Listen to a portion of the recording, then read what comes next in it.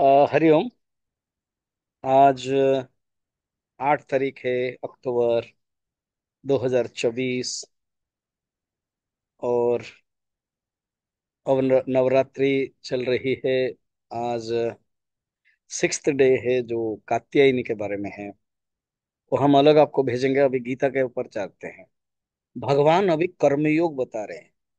ज्ञान योग के बाद, कर्म के बारे में बोलने के बाद कर्मयोग बता रहे हैं। कल हम प्रसिद्ध श्लोक देखा था, 47 नंबर श्लोक। अब आज 48 है। कर्मयोग की विशेषता वो बता रहे हैं।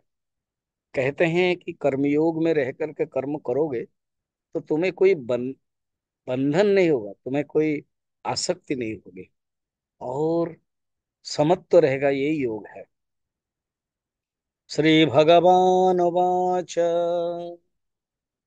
योगस्थ कुरु कर्माणि धनंजय,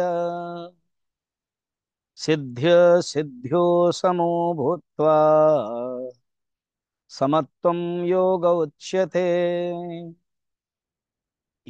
हे धनंजय, अरे तुमने धन को इकट्ठा किया है, अब योग का तो इकट्ठा करो। अब मन जो विक्षिप्त हो रहा है उसको तो इकट्ठा करो। और ये कर्मयोग में संभव है। योगस्थ, तुम्हारा मन को योग में रख करके। योगस्थ,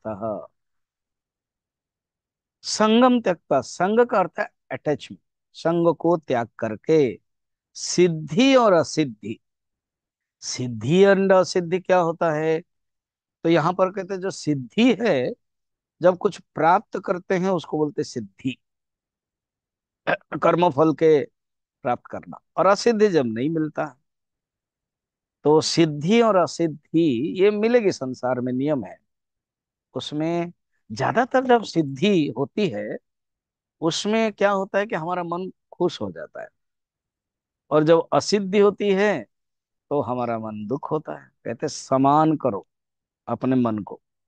सिद्धि और असिद्धि में तुम समान करो, और इसको तुम शांत रखो। मन जब समान रहेगा, शांत रहेगा, यही ही कर्मयोग है। और इसी को ही तुम योग समझो। अच्छा, ये जो योग के बारे में, योग शब्द जो है, देखा जाए तो योग दर्शन में बहुत है, योग के बारे में ही वर्णन है। गीता में भी, क्योंकि हर अध्याय योग है।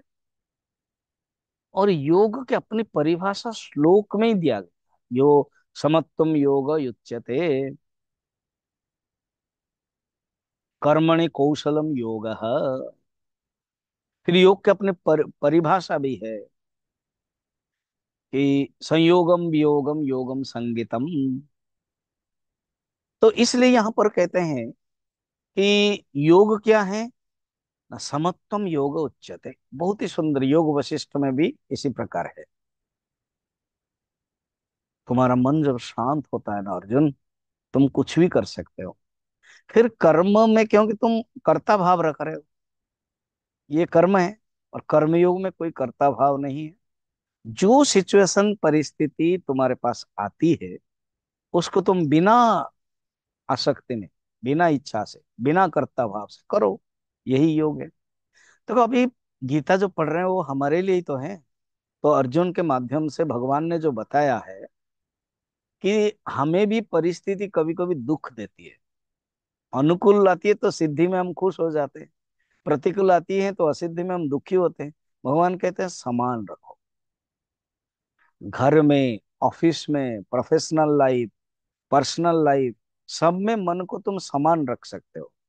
कहीं कुछ व्यवहार में किसी ने कह दिया तो दुख लगता है। कहीं आप गए अटेंड करने के लिए, अरे दिखाई नहीं देते हो, कुछ टंटिंग कर दिया तो बस एक चुभ गई बातें। ये सब छोटे छोटे अगर बातों को हम देखेंगे संसार में, तो कैसे जी सकते हैं? भगवान कहते हैं तुम योग करो, अर्थात समत्वम में रहो। इसका बिल्कुल चिंतन मत। तुम्हारा मन को भाव इस प्रकार के रखो कि कोई चिंता नहीं हो। तो ये भगवान बता रहे हैं। समत्व में ऐसे भगवान ने 4 प्रकार के बताया। व्यक्तिगत स्वार्थ जो होता है उससे दूर रखो। और कर्म के प्रति जो आसक्त होता है उससे दूर रखो। कर्तृत्व भोक्तृत्व जो है उससे भी दूर रखो। और समत्व रखने का भाव है कि मैं दृष्टा हूँ, और लास्ट है मैं आत्मा हूँ, इस प्रकार के भावना में रखो, ये भगवान कहते हैं। आज इतना ही, कल फिर देखेंगे। हरिओम।